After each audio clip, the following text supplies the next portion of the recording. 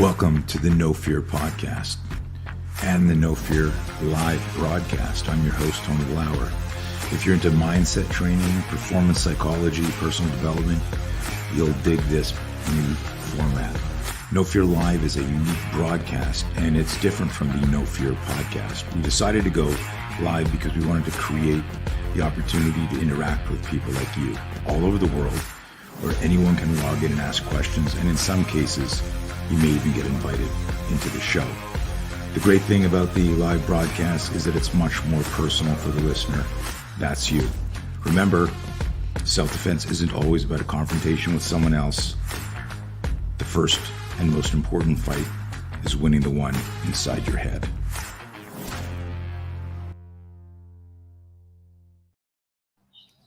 Dude, Mr. Walsh, how are you? Good. It's good to see you, man. Thank you. I'm well. I missed you. It's at Summer. Did you go to Summer Strong? Were you there? Yes, I did. Yeah, thank you. Yeah. It was great. Missed you too. I missed you there. So for people who, you've been on the show before. My audience sort of knows who you are. You're kind of mysterious and you stay in the dark, out of the limelight for a number of reasons. I want to get into that. But for those of you who don't know Greg, and hopefully like anyone who logs in to watch this, goes and checks out the bio and checks out the link and goes on Instagram, because you're not your typical strength and conditioning, fitness. I don't see you posting a lot of like butt shots, standing around like you're doing deadlifts, showing us your butt and everything. You're very irreverent. The thing I like most about you, and I've never told you this, is your writing, via your brain via your writing. Your writing, I enjoy your writing more than your speaking, and I don't want to talk about that. And that sounds like an insult. Don't talk, just write. Just, could you text me now, Greg? I don't want you to say anything. It's because it's masterful. It's fucking poetry at a level. And so I wanted to ask you, when you write that shit and you're always producing written content, like how much work goes into that? Because it's not like, oh, I just thought about like I gotta look up some of the words and what the fuck's this word, like, and I got a pretty good vocabulary. And I'm only saying this, Greg, because I write a ton. I write every fucking day. I write all the time. But my writing is more storytelling, and yours is at a different level. Talk to me about your writing process. I didn't take the enjoying the writing over the speaking as an insult. I would rather hear myself shut up as well. Writing is something since I was a kid that has made sense to me, and it all feels like storytelling. When I'm thinking about something to share with an audience on the internet, which is unfortunately maybe most of what I'm doing now, it always seems like I don't want to waste a word of what I say because people's attention spans have changed so much. So it's not like I've ever been so verbose that I'm writing 15 paragraphs to land one paragraph. But now I think my experience in writing is improved simply because the goal is to take as many words out as possible, to use as few as possible, with kind of the same minimum effective dose mindset as the training itself. And the other thing is I really enjoy someone being able to read and feel like even if the topic is relatively boring, that they're reading something that kind of maybe makes it a little bit less boring or a little more interesting. I really like reading and writing fiction. So even when I'm not doing that, I want it to have kind of a storytelling component to it. That's really it. And as far as how much work it takes, some stuff takes a lot of work. Some stuff doesn't. Some of the shortest things I've ever written that I actually like a lot have taken the most work, because if there is one extra word in there, it's one extra word ruins it.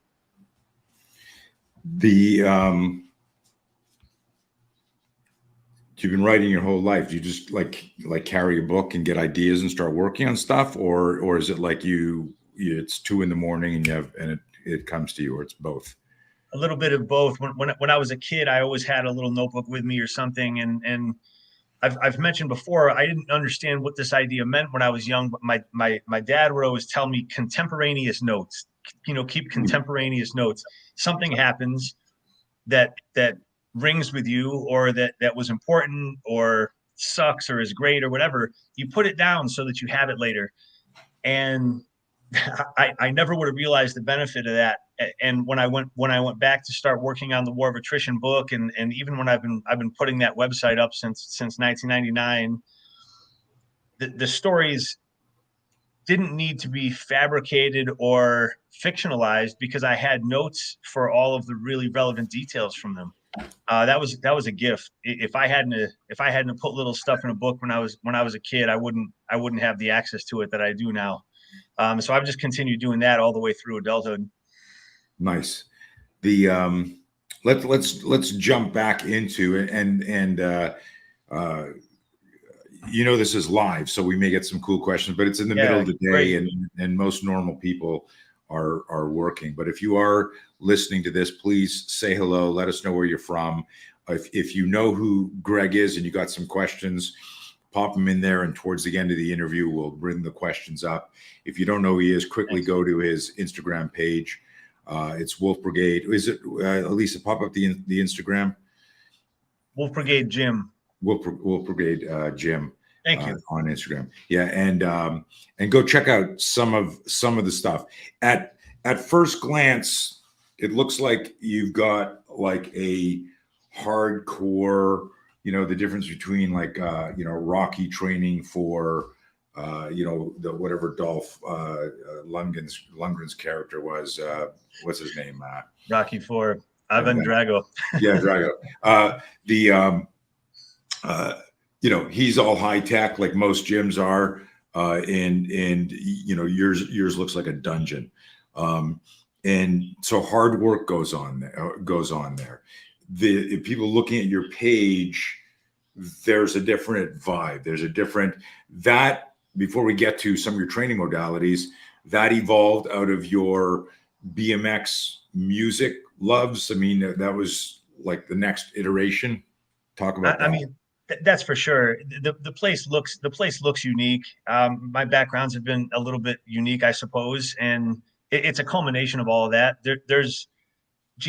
I've got banners and posters from the BMX companies we've run. We've got banners from bands that we've known and bands that we've been fans of.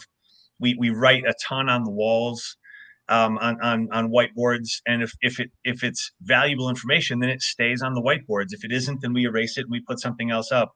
So it's an interesting looking environment, but not for the sake of itself. I mean, one thing that we believe strongly is when you curate an environment, you're much more prone to putting in really hard work there, and it's a little bit dungeony, I suppose, but for me too, that wasn't an insult. It was like no.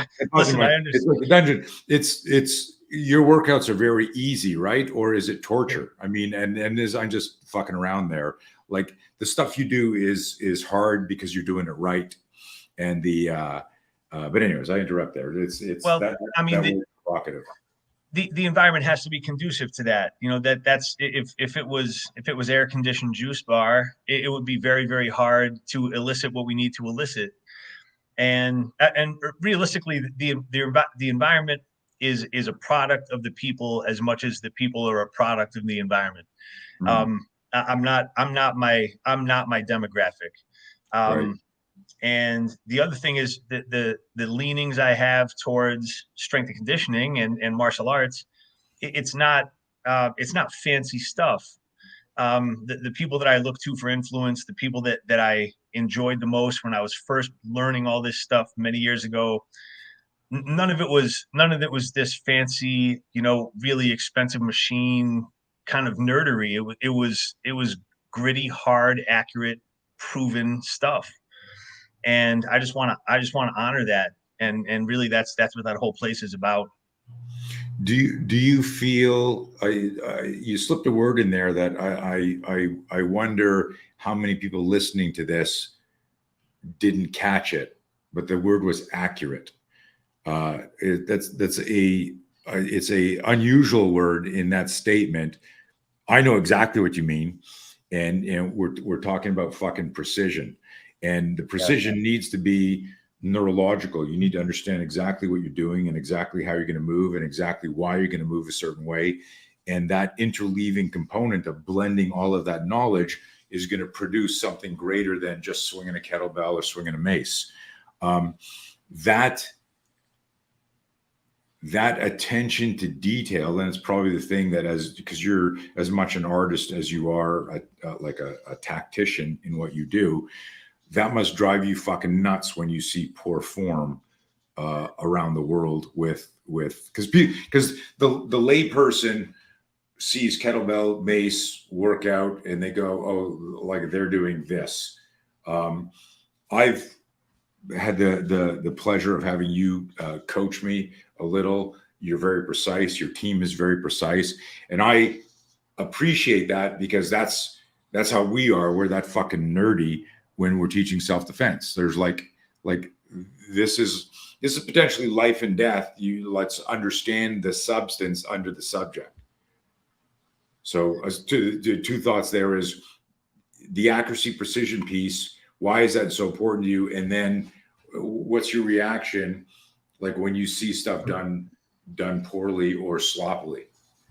Well, to the detail orientation, I think something that gets overlooked is that detail begets detail, and you can be very, very good at one thing, but if you're sloppy and casual about something else, it is taking away your full ability to do that other thing. And I believe that to be the case all the way up the food chain.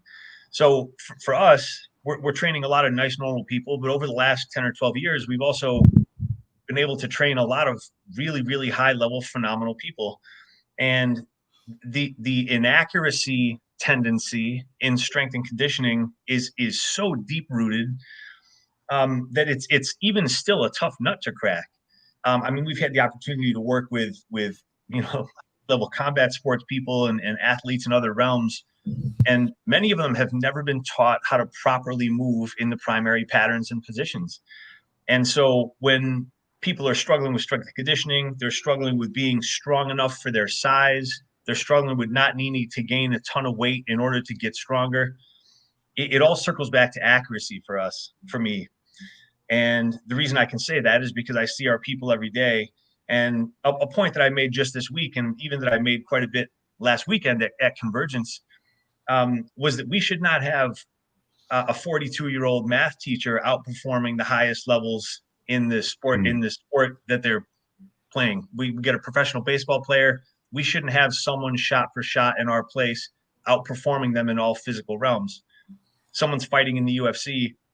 Their strength and conditioning proof and metrics shouldn't be far less than the nice, normal people in our room. Right. And it really all does circle back to accuracy. And the reason that I think that I was so inclined towards that is that I came from martial arts before I got into strength and conditioning. And even before that, I came from BMX. And I never would have thought about BMX as an accuracy driver. But the reality is you pay a significant price when you're casual and sloppy in BMX, and I've paid it a lot.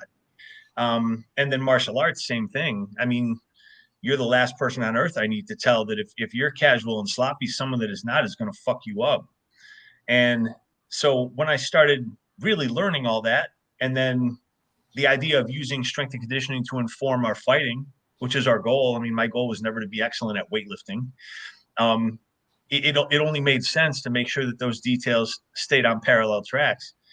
It's now they're inseparable. You know, teaching our people martial arts is a pleasure. If they've started in strength and conditioning with us, and then they begin martial arts with us, it's like a cheat sheet. It's like we've somehow hacked the idea of teaching someone martial arts, because they move so accurately, they understand their bodies. You know, their constitution is strong.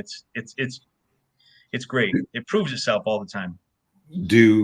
going back to something, this is just me being like devil's advocate and a contrarian for no other reason than to generate conversation that somebody may be thinking listening to this. And although we're live here and on 6 different channels, YouTube and LinkedIn and Twitter and all that, the audio will get posted to Spotify and Apple Music and all that shit, so people can listen to it after.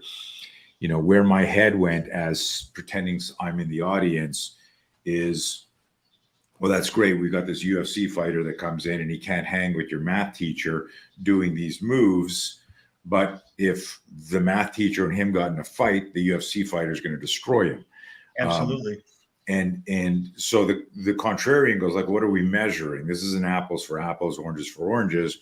What you're saying is, and I'm putting words in your mouth, but so correct it or fill it in, is that that UFC fighter's prowess as an artist, as a fighter, his ability to make something happen in fighting is going to be amplified in 10x if he's also his stamina, his endurance, his balance, his all of the elements of physical preparedness are world class as well. And he's going to be more resilient, blah, blah, blah. So take it from there. 110%. And I've actually said shot for shot exactly what you said. Look, X fighter comes in, they're going to wipe the floor with this person. But the reality is the capacity and the strength and conditioning side should not be a sliding scale. If we can elicit it in our normal people here, then it's possible and attainable, right. And it should be strived for.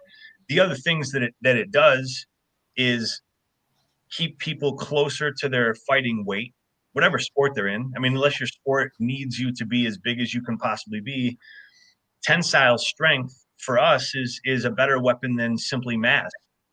So when you're lifting to your structural capacity based on doing so really, really accurately and consistently, and the program design is good and everything like that, you're just more capable at anything you're doing, whether you're just living a cool life or whether you're fighting people for money or whether you're playing baseball or whatever. And another reason we can say that is that we've had our people dip their toes in pretty much every depth of water and absolutely excel. I mean, we had people walk onto Spartan races and win. We had one of our guys, one of our main people for many, many years, choose to run 100 miles with a friend and colleague of his, and he doesn't run. He ran 100 miles in 19 hours. So we've had people compete and win in grappling. It's that's crazy. Detail begets detail, man. And when you insulate a person in this kind of like 360-degree model that we're talking about, like you're not leaving any stones unturned. It translates to everything. More capable. It's amazing. Hang on a second. At least I think your audio's on. There we go. Okay, let's pivot. I mean, I'm sold. Are people like coachability is huge. When somebody comes to you or comes to Wolf Brigade, are they curious? I mean, a lot of the stuff obviously is referral. Someone goes, you got to go see Greg and his team. They're doing something different. But I have found, and it's not spite and arrogance and attitude all the time, but a lot of people aren't as coachable as they think. It's that Dunning-Kruger element where they go, well, this is how I was done, or this is how I was taught. And it's not that they don't want to learn, but you know how much humans love change, right? Mm-hmm. Obviously, I'm being facetious. Yeah, but, a lot. What does what I'm talking about resonate in any way? Like people, they I just read something that that Ryan Holiday wrote, and I shared it with my team, and I forgot it now, but he said something like the work has to be the win. not the destination. Like if you can get into the work and every day you do the work, that's the victory. Then if you're, if it's a band or BMX or a fight, that's just what happened on Saturday night. But if you can focus every day on that journey and go, the win was, I saw, I don't remember who posted it, was Cody Sanchez or somebody. This other fitness girl, Jules, if you're listening to this, shout out. She posted, I think she shared it, that if all you can give is 60% today, like you and I deal with chronic pain, right? So some days all we can do is 60%, but we still show up. Well, our 60% is actually 100%. Like we're going, and this is just like stupid philosophical math, but well, that's the most, to me, that's the most important math. And two things is, one, I refer to what you're referring to as the flowers arranging themselves. okay. If you do the work, then the product is the product. And the quick term we use for exactly what you've said for that 60% versus possibly someone else's 100% is scaled to full ability. So that's a piece of language that we use all the time, and it's written on our boards, it's written in our training language. And it's also what allows us to train a massive mixed level group. Explain that for the layperson. The scale to your ability or scale to scale to full ability. So let's use let's use something simple and challenging. So you take a Tabata interval, which is 20 seconds work and 10 seconds rest for 8 rounds once. Just a side note, there's no such thing as a Tabata class, please. Tabata is one interval engineered by a masterful dude named Tabata, and right. It's max effort in 4 minutes. So if you take a Tabata interval of something extremely difficult like a push-up, and you have a movement standard of all the way to the floor, locked out at the top for these push-ups, as soon as you can't hit the floor and lock out at the top, you scale to your full ability. You would prop yourself up on a box, you would prop yourself up on a barbell into a rack, and you would continue with the same quality that you started with. 6 months down the road, a year down the road, you're going to end up scaling less rounds. And the reason you will have ended up doing so is because you didn't shortcut, you scaled to your full ability. Love it. And that's the same with weightlifting. That's the same with everything else that we do. Everyone has different capacities, but everyone has very, very similar needs. And the scale to full ability thing is just how you can train a very mixed level group with results for everyone, without having to cut corners.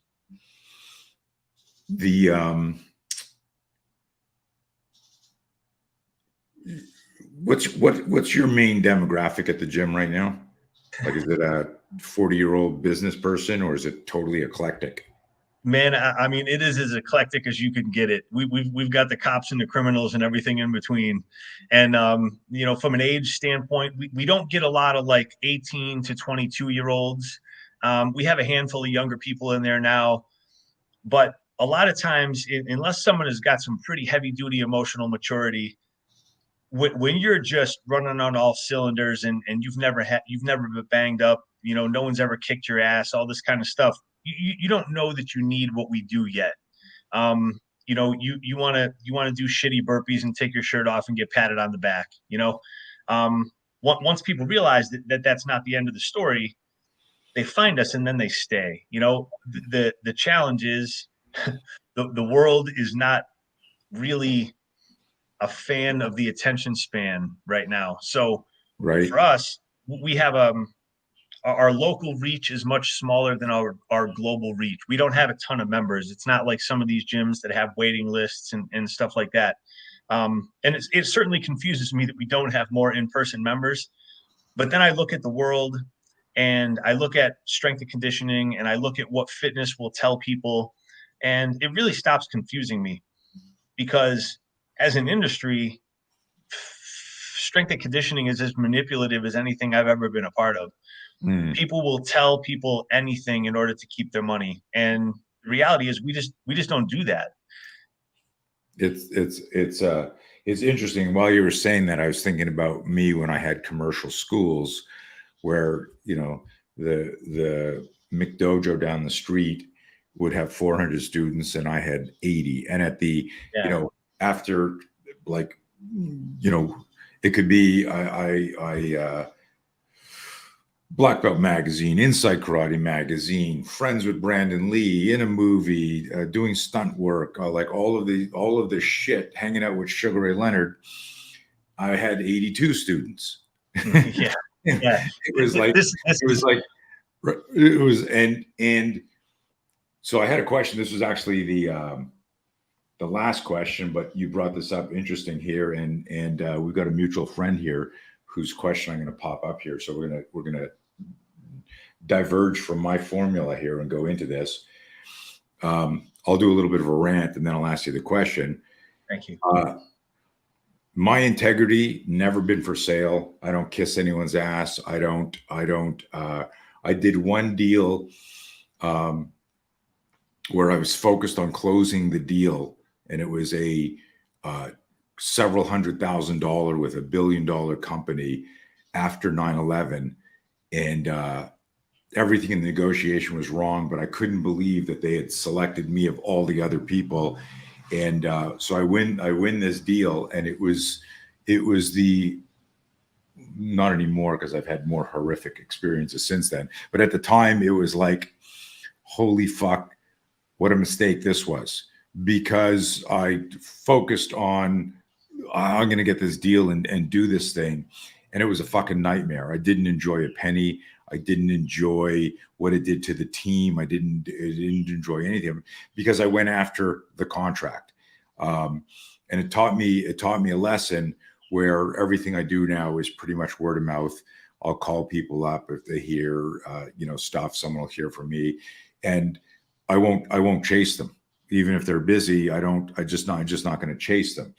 At the same time, I like nice fucking things, and so I know that you've heard the expression, money can't buy you happiness, right? I've heard that.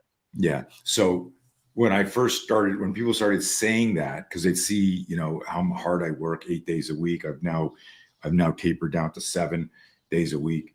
And people go, money can't buy you happiness. And I go, well, if I'm going to be fucking miserable, I want to be as rich as possible, because I'd rather be miserable and have money. Listen, in all seriousness, I'm joking, but I'm serious. You can do good things if you've got more money than less money. Yeah. And Yes. and you've had money, you've lost money, you've been screwed over in business. But so my question for you is, we say that because as you describe that you've got more of a global, interest on what you do, and you probably have emails and phone calls from people going, fuck, if I lived there, I'd be there in a second, but I can only come in for convergence, or I'll meet you at Summer Strong or whatever. Yes. But I live in a different country, live in a different state. I was the same thing when I lived in Montreal, and even when I opened that mega center in Virginia Beach, that was one of the biggest combatives places in the world. Yep. We never had hundreds of people. There's something about you, motherfucker, and me that turn people off. And I say turn people off. I'm. That's not the right word. It is, though, man. It is. I wish it wasn't. It is. But it's not like, oh, we smell and we're disgusting, because we really care. Like, if someone, like I've said to people, for example, I'll give you a great example, and then I'll ask you a question, because I'm interviewing you, not me. Is I gave a bunch of my students a little scenario to work on the heavy bags. This is in the 80s. And there were 3 of them had brought in, a couple of them had brought in 3 friends for a free trial class. And they're all working on the bags. And I gave them a scenario on a bag, and I gave them a combo to do. And so you're going to do this, and it was an intense thing. And I went to go do something in my office, and I came, to grab something or make a note. And I come out, and because I had walked out of the room, these guys were now standing at the bag, like going, hey, did you get laid last night? They were talking, as opposed to, when I'm standing there watching, they're fucking nailing shit and they're doing this stuff. And I walk over and I go, what the fuck are you guys doing? Oh, I go, hold on a second. I go, do any of you have sisters? One to put on. You don't have a sister? What about a mother? You have a mother? Yeah. I would like you guys tonight to steal a dress from your sister's room and you steal a dress from your mother's room. And I want you to wear it to class next week when you come back in, because you're fucking punching like my sister. So I want you to wear a fucking dress when you work out, if that's how you're going to punch. Because I'm going to bet on the fucking bad guy if that's how you're going to train. I walked out of the room for a minute and you fucking stopped training. Come on, fuck. And I walk away and they start like wailing again. And so like the next day, my students come back and I go, hey, what'd your friends think of the class? The guy goes, Coach, they thought you were a fucking asshole. They're not coming back. I'm like, well, fuck them. What the fuck? Like, I had no idea what I had done wrong because it was, so people don't want to hear no rituals, no uniforms, no nonsense. They don't want to hear all that. So I guess, because I still haven't asked you the specific question, how badly, and you could back up and piggyback on anything I said.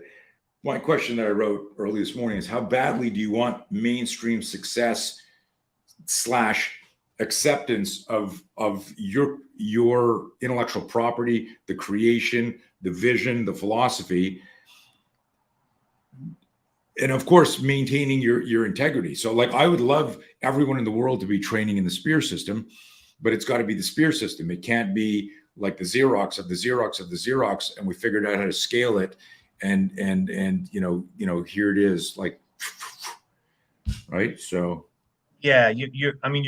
for us, you hit the nail on the head. Scalability is the biggest growth limiter for in-person training. We're never going to have 50 Wolf Brigades. We may at some point have 5 or 10, but it's going to have to happen organically. Right now we have our place, and then we have Atlantic Avenue Athletic Club in Toronto, which is run by a kid that absolutely just buckled down and learned the system.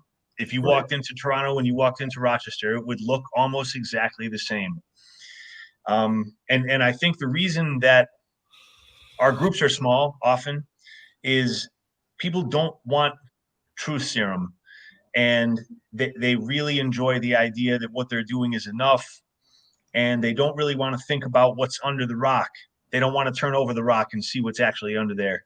A quote that as soon as I read it hit me, and that I've used probably too many times since, is there are poisons that blind you and poisons that open your eyes. And what I really think about our type of training, especially for professional athletes, competitive athletes, law enforcement, military, is that they think we're one, but we're actually the other. And once they've learned that we're the eye-opening poison, they stay and they circulate and they disseminate the information. Until they do, they think about it just like you said. I'm not hazing people, but the standards are high, and how you're treated is also based on what your goal and application is. If we've got a new law enforcement person that's training in the group, and they're behaving like those people that you mentioned, where as soon as eyes are off them, they're just kind of, muddling their way through it, but no better, then they're going to get sharpened up, because they get to guard my fucking friends and family with a gun. So get your shit together. If someone do you let me interrupt here. Do you course correct somebody the way I did with those guys in 1980, where I like that would get me canceled? And well, actually they would come back with a dress today with today's culture. They go, so how, when you say they're sharpened up, because a lot of people like can't handle that. That's what I meant by coachable. They think they are, but then you go, hey, you got to fix this. You got to fix this. If you want to perform this, if you want this, I thought you said your goal was this. Like, if you need to coddle somebody, I know your tolerance for that is zero. Well, and also though, I'm really infinitely patient, and the response slides based on the participant. If we've got someone who's just getting their feet wet in physical culture, and I can see that they are trying their asses off and they're having Right. trouble learning some stuff because they've never had exposure to it. And we get a lot of those people. We get people that find us from the philosophical side. They either found some of my writing, or they knew of something with music, or they knew of something with BMX or something. Those people are treated patiently and caringly because they're learning, they're trying as hard as they can, and they're coming up a little short. Sure. When you get people that are, again, like law enforcement, something like that, that are immediately tasked with others' safety. Like they have to be sharp, they have to be strong, they have to be dangerous.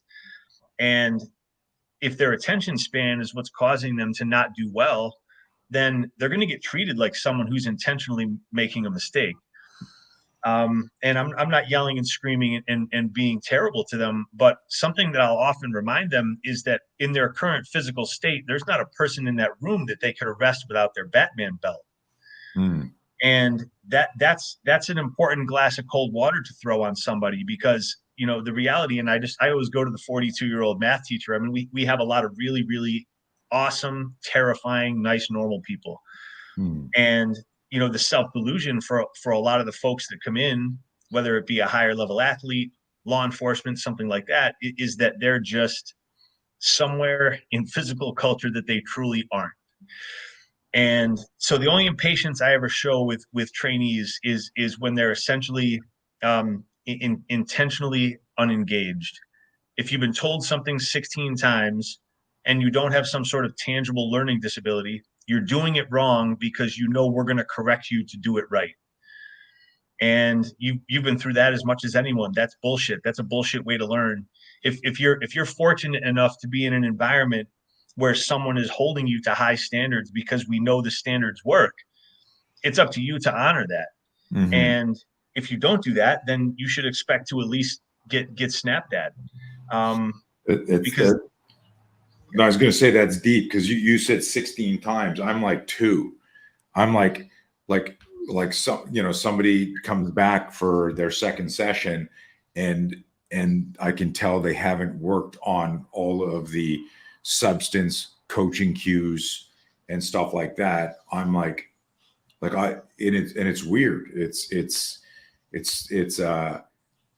a protective part of my personality, but it's not good as a coach, because I just turn off. I go, I'm not going to give you any attention, because you're not giving any attention to my passion for your safety. And I always tell people, I try to generalize, so I'm not pointing at one person. I go, I can't fucking care about your safety more than you. When I give you a cue or tell you to read something, right, to think about this, you need to care, man. It's 100% right. And that's what drives all of it. And once we get them to buy in on that, once we get them to buy in on the value of detail and efficacy and consistency, then it's over, because then they're feeling like this thing they didn't ever think they could be. They're looking different.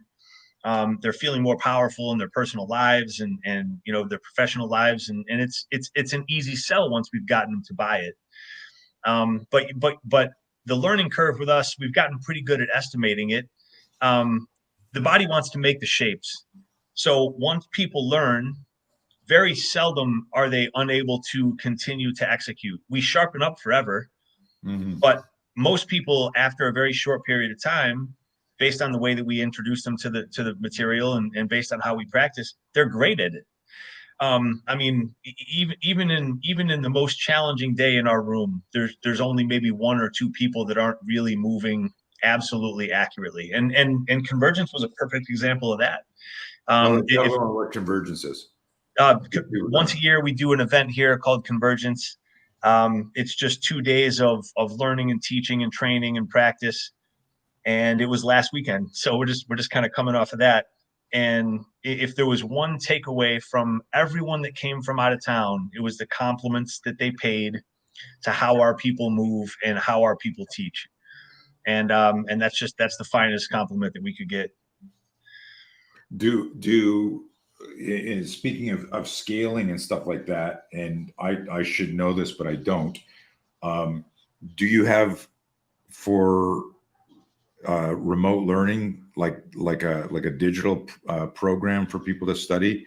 I know Yeah. it's not the same. It's like people like our stuff. People are like, can you really learn self-defense like online? And I always tell them if your instructor's fucking good, yes, you have to show up with the same level of just what we've been talking about the last 15 minutes. If you come in there, of course, with the the negative mindset of this is bullshit or you can't really do this. But what's your online education options? So we held off on that for many years. People are always like, "Dude, get online training, online training." We looked through so much online training, and wow, most of it is bullshit. It's cookie cutter. You can tell that it's just replicated.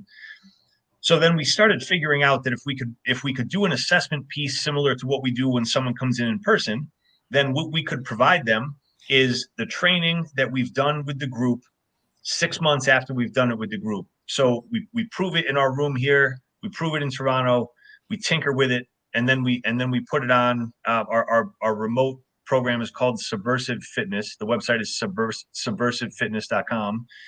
And phase one of that is a movement assessment.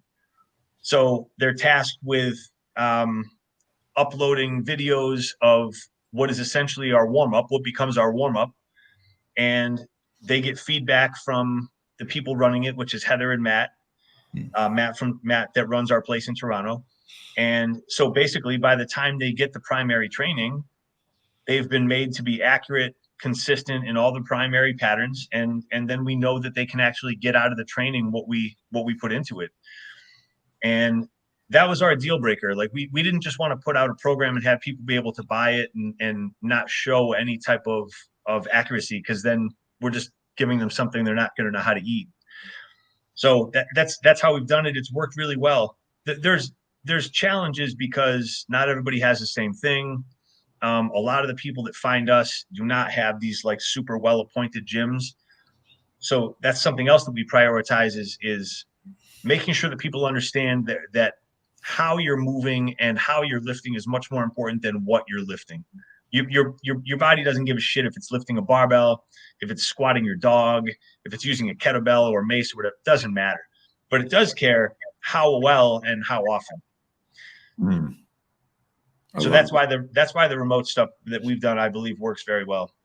Okay, nice.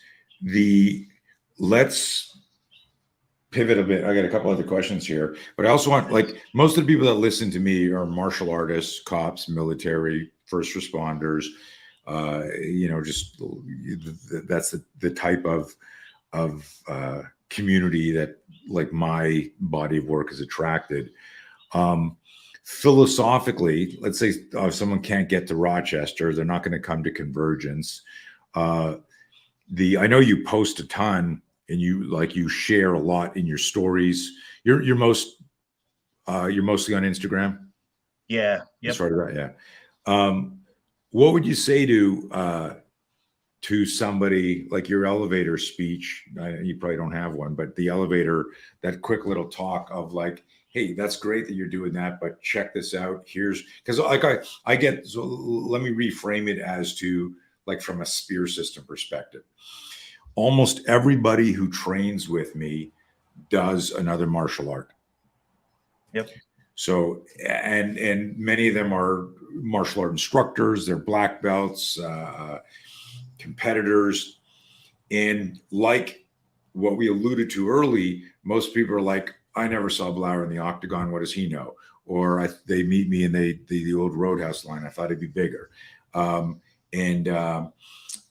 literally had people say, I think if we fought, like I could take you. And I'm like, where do you want to take me? To lunch, to dinner? Where do you want to take me? Yeah. The fuck?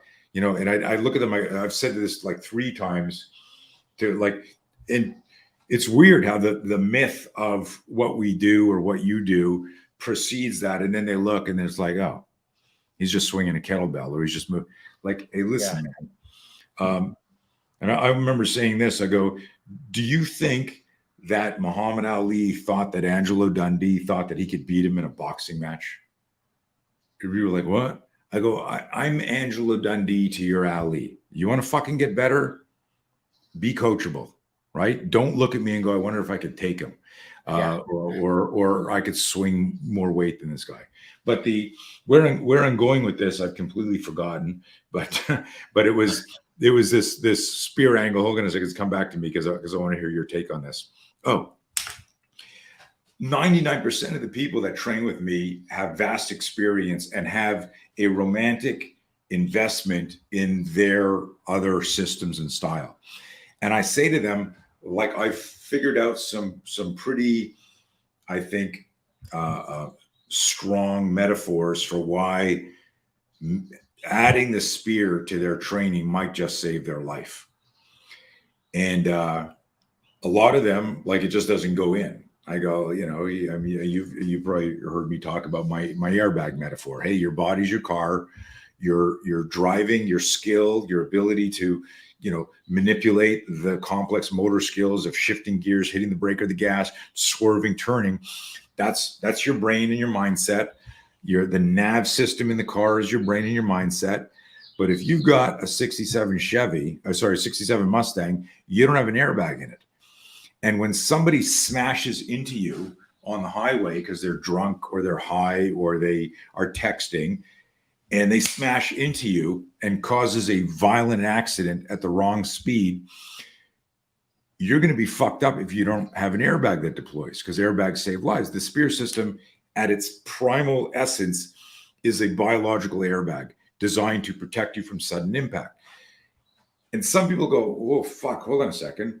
And now maybe we get a matrix moment of red pill, blue pill, and they start to go. But a lot of people just reject it.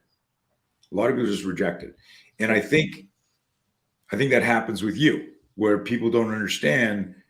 They look at it and they see mace and they go, well, there's a million mace guys. And then they see, kettlebells and they go, well, there's a ton of kettlebells. They don't see the body of work under that. So I don't even know if there's a question there. Go ahead, save me. There's a couple I can pivot on, and one you asked for the elevator speech. Yeah. And while I don't have one, the simple line that I offer to people in the tactical and martial fields is, if you apply a full or partial piece of what we're doing, you will improve the end. Our track record is 100%.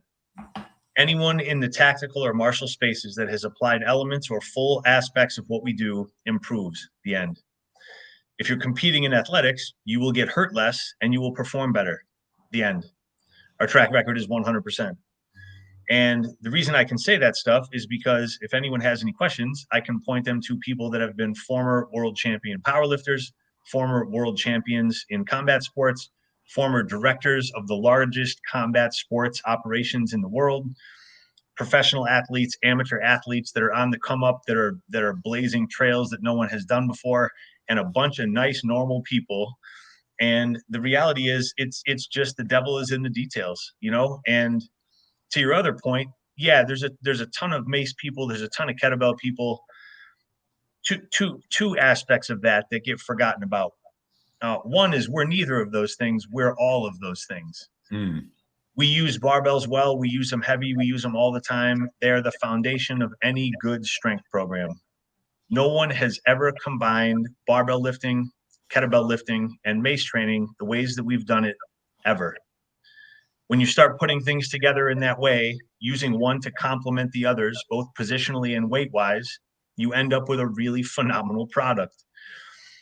Something else that's important to mention, and I'm always hesitant to mention this because I'm not a self-aggrandizing type person, is that I've re-engineered kettlebell lifting to the point where now it's actually heavy enough to be useful in building alongside the barbell. We engineered mace lifting from the fact that it's been around for hundreds and hundreds and hundreds of years in one very particular way with really no teachable detail. And if you look at what anyone else is doing, it's either totally different than what we're doing and doesn't really have an overarching purpose, or it's pieces of what we've already done. but it's not a system. Yeah. And the product you're referring to wasn't, I mean, there was the yin yang metaphor. The product was the combination, but the product is also the result that happens to you. You become that product. That's true. Yeah. Synergistic. I mean, the people are the product, and honestly, it's really fun to see. And in a place like Convergence, it's especially fun because I mean, there are literally former world champions in lifting sports in the same room as there are people that are dipping their toes into physical culture, and they're all doing the same things and improving and everything in the same methods and strategies. It's really, really cool. And honestly, it's all built on a martial framework. The whole thing was built like a martial art. I know that's near and dear to you, but talk about the that idea of like the philosophy and the psychology of doing this all from that martial framework. I mean, the simple story is the same as so many people's stories. I started training in different martial arts than I currently think are the greatest ones for me, but you learn from all of them. You know, I started training Aikido when I lived here in Rochester before I moved to California. I had never trained martial arts, but I had already been in a lot of physical trouble then. And I knew that grabbing the wrist and turning it over is not going to create a somersault that allows you to get an advantage in attack. I'd been hit with enough things at that point that I knew that to be a little bit dicey. And then when I moved to California, started training in Kempo karate at a great place in Long Beach, and it was phenomenal. The instructor was excellent. He was beginning his journey in grappling, so I got to train privately in grappling with him. And then I started realizing that one without the other was a half-empty glass. I'm training this Kempo and all this kind of stuff, but then we're kind of moonlighting and privately, sneakily training this grappling. And I started realizing, holy cow, like if I've only got this one thing in the toolbox, I'm minus half my tools. So then I found my gym in Long Beach, and that's when it all kind of seamed up. And then I got way deeper into the water with grappling, Muay Thai, Savat. I mean, they had Sayak there. It was just a wonderful, I just could not have been more fortunate. Mm-hmm. And then I started realizing with strength and conditioning, if everything that we're doing didn't transfer to everything else that we're doing, then it was time and energy wasted. And if we were spending too much time, that's also, we one of the early days CrossFits. CrossFit Long Beach was number, 38 or 4, I don't remember, but it was early. And even then we started realizing that the volume and attrition was taking away from what we wanted to do, which was be better at fighting. We wanted to be better martial artists, and so the minimum effective dose, if it isn't proving its worth, it gets omitted type concept was starting to resonate with strength and conditioning for me. I was still riding BMX a lot at the time. I was smashed to bits almost all the time. And so I needed to be stronger, and strength and conditioning was important to me, but I couldn't spend an hour and 15 minutes doing it, putting myself in the ground every day. Right. And that's really where the engineering of it all started is how do you get the most out of what we're doing with the least attrition and the most tangible growth. Nice. This just popped in my head for everyone out there.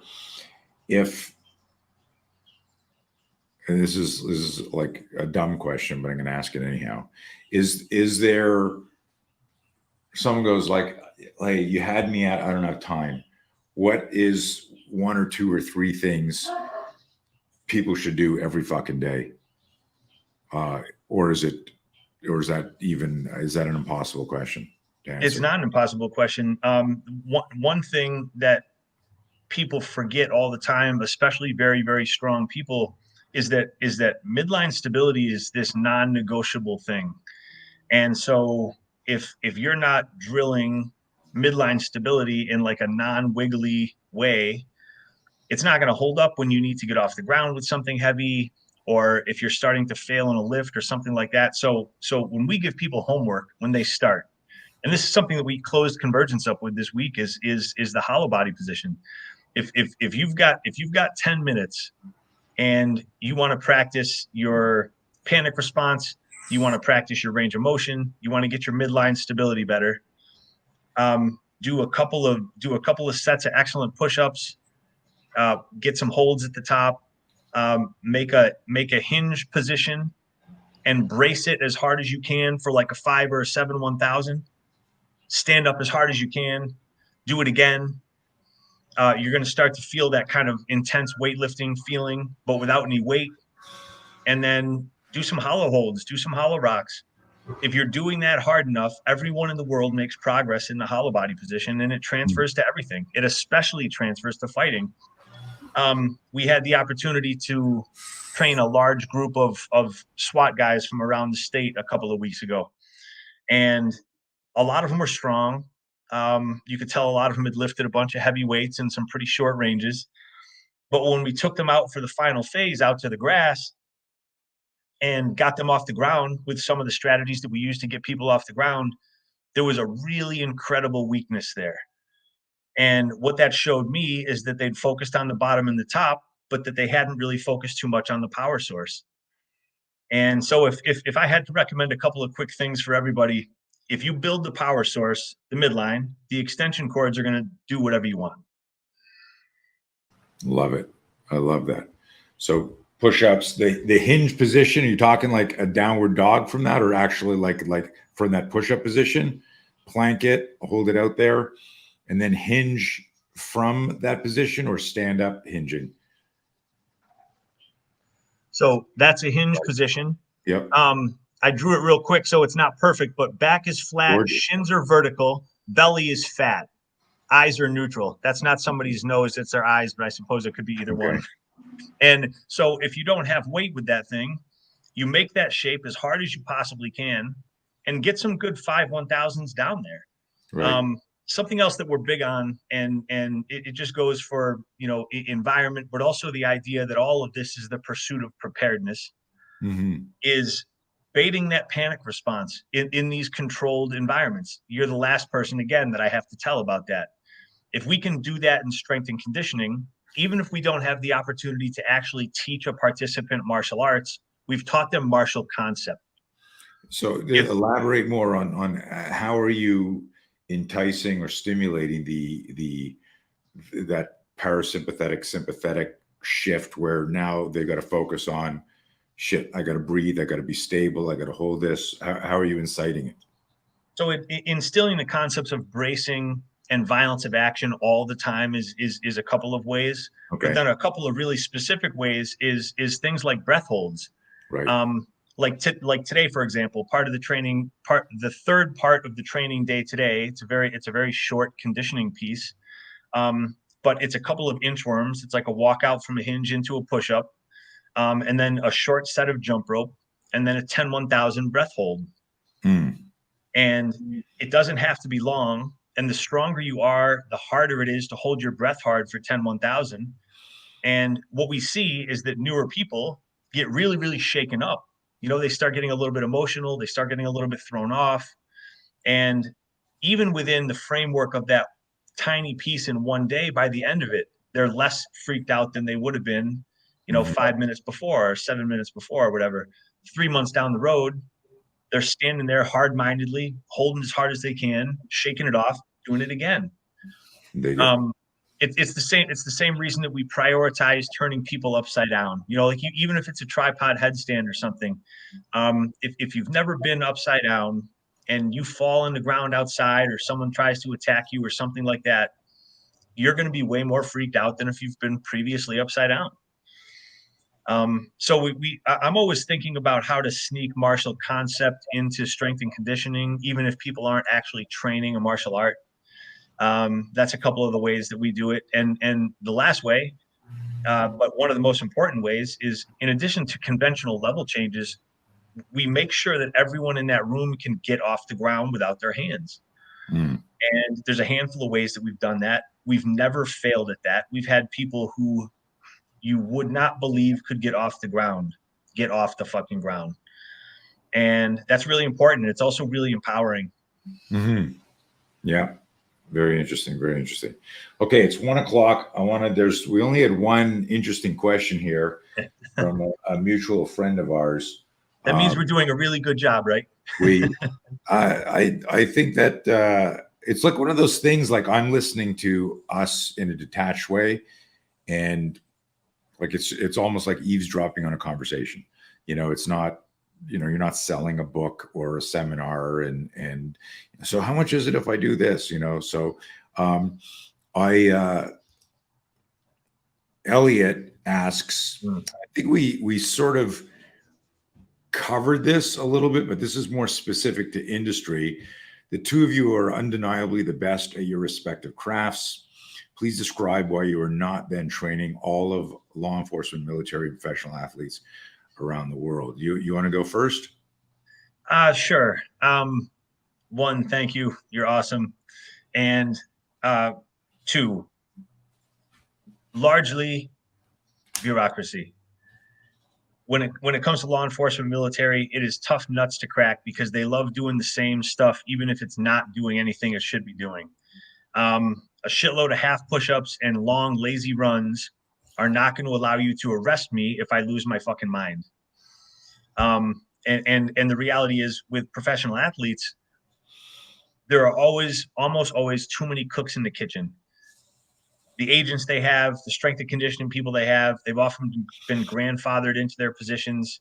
They've often been nepotismed into their positions. Especially in fighting, the managers and the coaches want to keep the fighters' money. And I'm not trying to stoke an unintentional fire by saying that, but it's just reality. If a strength and conditioning coach were to come and listen to what we do, and they do, and also important to note that some of the highest level ones in the world have adopted what we do almost wholeheartedly, your fighters are going to improve. And something that is very non-martial arts is thinking you have the only solution. Mm-hmm. So when it comes to that, from law enforcement, military standpoint, we're cracking the ice there. We have a lot of really good cops here in New York. We're making some headway into the state. Our friend Shelton is bringing me out to teach some special operations folks in Fort Bragg next month on the 17th. And then from professional athletes standpoint, it's a tough nut to crack because there's a lot of people trying to take what they get. One way that we're going to be able to help do that a little bit better is it looks like in August, I'm going to film a bunch of stuff with Ed Calderon, and that's going to be available to anybody, law enforcement, military, and athlete. And the reality is it once the dam breaks, it's going to break. Because even what I saw last week in the Convergence tells me that the pump is primed, the proof is on the pavement, and now it's just a matter of getting buy-in from the crowd that doesn't like change, as you said. Yeah. No, that was a solid answer, much more eloquent than mine would have been. So that's inspiring. But it is. Listen, how old are you? I'm between 40 and 50 years old. Okay. So I'm 63, and it's crazy when you've been around a certain amount of time, how people refer to you or who will answer your email or your call. And I can pretty much call up most any organization and have a conversation. So the reputation of the Spear system gets me in a lot of doors, but your idea of the good old boys network / this is the way we do it, or it'll cost too much money to change now, or what have you. I remember doing a demo at NYPD. This was before 9/11, and I was down there and I was working. They've got, at the time, I think 26,000 police officers. They had full-time. They would train 24 hours a day. So they had teams, DT trainers that would work the night shift and train guys. It was insane. And so I did this. I had met a cop who was quite high up. He loved our whole philosophy. He brought us in, and I did like a sample. I went in and I did a morning and afternoon gig for their daytime crew, their nighttime crew. asked them to do after actions, all that. Everyone fucking loved it. It went here, next meeting, I'm back in there. And somebody who wasn't at the session said, hey, I heard amazing stuff, and we just spent about $250,000 last year rewriting our whole DT thing to include this, this, and this. And that took like 7 years to make that change. Yeah. So thank you for coming in, Mr. Blauer, and like hear great things about you. But it was interesting because I looked at the guy. And I got a big mouth, so I blow a lot of deals. I go, well, if you start the paperwork now, in 7 years, the next generation of cops can learn my system. If it takes 7 years, right? And it's just like the guy like looked at me and like, you know, right over. Absolutely. Yeah. But that's what it's like. And you have the you know, the dopamine relationship, the romantic relationship of the system. If your DT guy's into boxing, you're going to learn boxing. If he's into jiu-jitsu, you're going to learn jiu-jitsu. If he's into Krav, you're going to learn Krav. You're like from the combatives or defensive tactics side.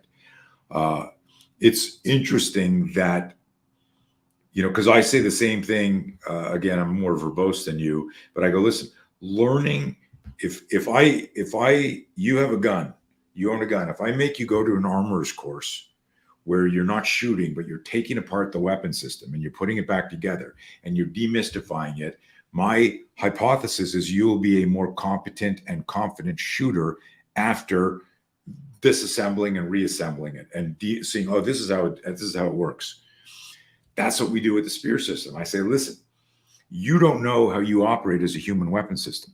You don't understand the neurobiological affliction of a sudden violent encounter, how executive function can be hijacked in a nano moment, and then your theoretical move that you tell everyone you're going to do, that you told me a minute ago, what would you do if a guy did this? Well, I would do this, I would do this. That gets hijacked. You can't access the complex motor skills that you trained for 10 years. And now suddenly your reactive brain is fucking running the show. And if you've never explored that, this goes back to what you said, if you've never explored that, then being upside down or having a sudden moment where you realize, holy shit, I'm holding my breath and oxygen is going to my brain. I'm not thinking clearly, even though you would never think that.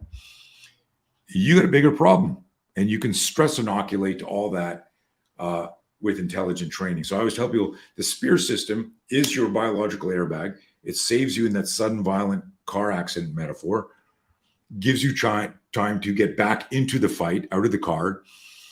And then the spear is, if you're really good at other stuff, it becomes that bridge, that transition to your next move to save the day or to save your life. But anyhow, blah, blah, well, blah. And I think what both of our answers have in common is that all of those things, law enforcement, military, many professional athletes, I believe, especially combat sports, there's this massive overinvestment in guesswork and complexity. They're so striving for these metrics that a science machine or some computer or something is going to give them, and they're so attrition oriented. They want people tired. They don't always realize that tired is different than better. And the reality is that's a tough nut to crack, because once, as you said with New York City, you know, once they've invested X amount of millions of dollars in something, you get someone like me that comes in there with zero equipment and can train the fuck out of those people and make them stronger as they stand, upturns the entire apple cart. Right. You don't need a $30 million facility to make the finest fighter walk into fucking earth. And I think that there's got to be a frustration for that. But I think there's also just in general, a rejection of it, because I really think that people that have that type of priority do look down on simplicity, and they will never pull the curtain back to actually investigate what it can make. Dig it. So Elliot, who's like just hogging all the comments, he put this up here, and you and I have talked about this in the past, me coming out there or doing something. We got to, we got to figure out. I think at a minimum, and maybe we'll do this. Maybe we'll see. We'll see how my camp fills. Maybe if you'll come out to my camp in October and do some stuff. Yep. You do some stuff there, and then that would be the easiest. That would be the easiest fit with the most buy-in to at least get started. Yeah. Greg, anything we didn't talk about that you want to talk about? Man, we could go on. We could go on forever. I appreciate it. If people want to investigate our training, it's easy to find. We never waste our audience on Instagram, so you're not going to get on there and see a bunch of bullshit. There is hundreds and hundreds of videos on there of teaching, demonstrations. There's probably 30 videos on there of our people doing things that have never been done anywhere before that sneak right by because we don't pat ourselves on the back a lot. If you want to investigate my writing, all that stuff is accessible through the Wolf Brigade page. There's a couple of books out. One is fiction, one is nonfiction.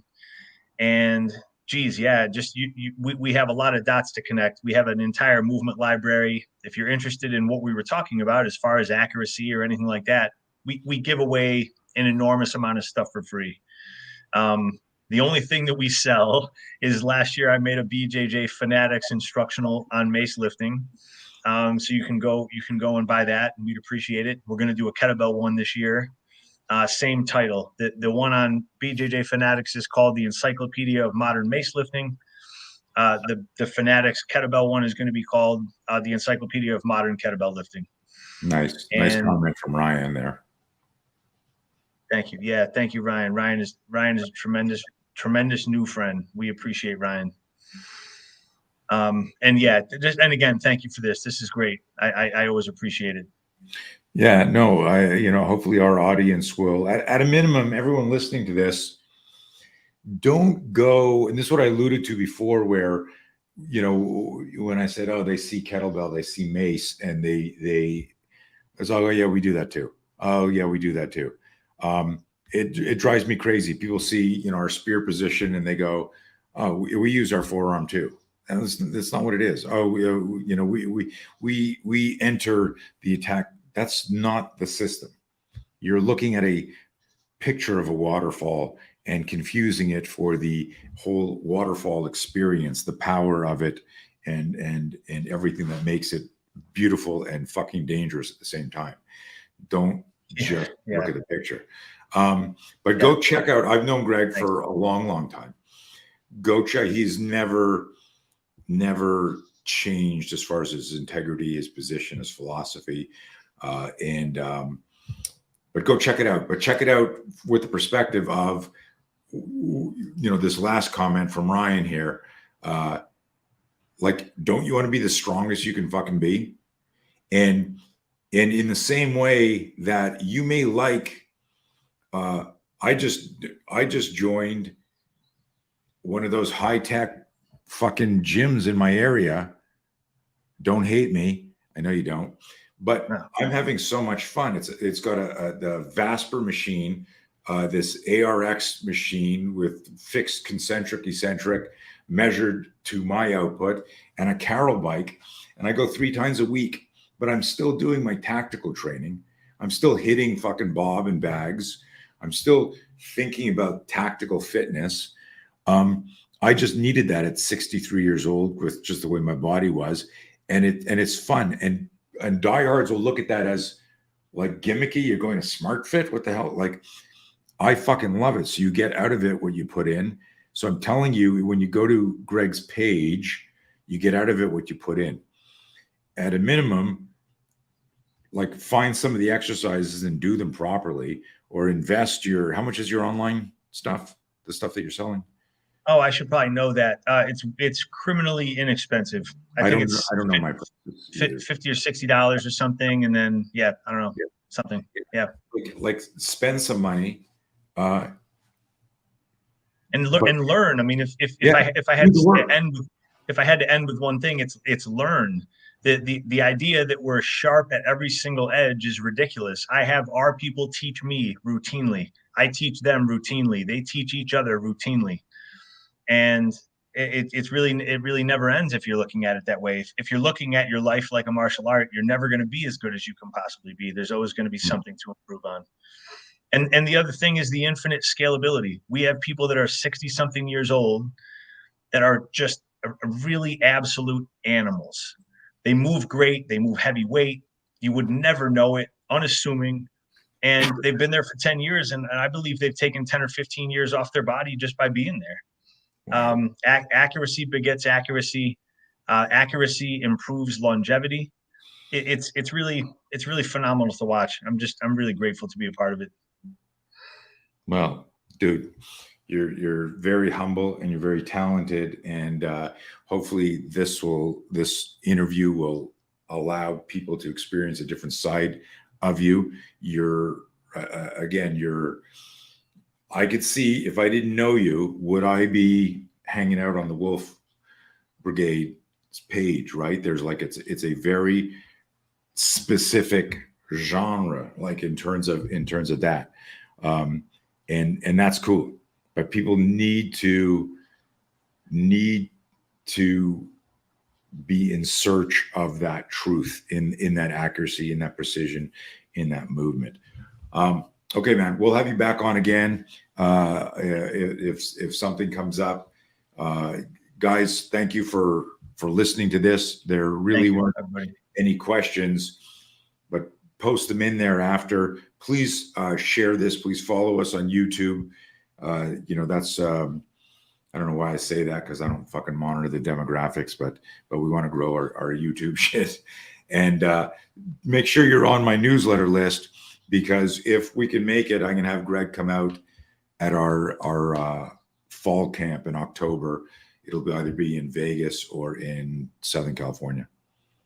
I'd be pleased to do it. And thank you again. Thank you for listening, everyone. Yeah. Thanks, buddy. Be safe. Stand by. Okay. Don't hang up yet. We're going to talk about everybody. We're going to talk about Elliot offline right now.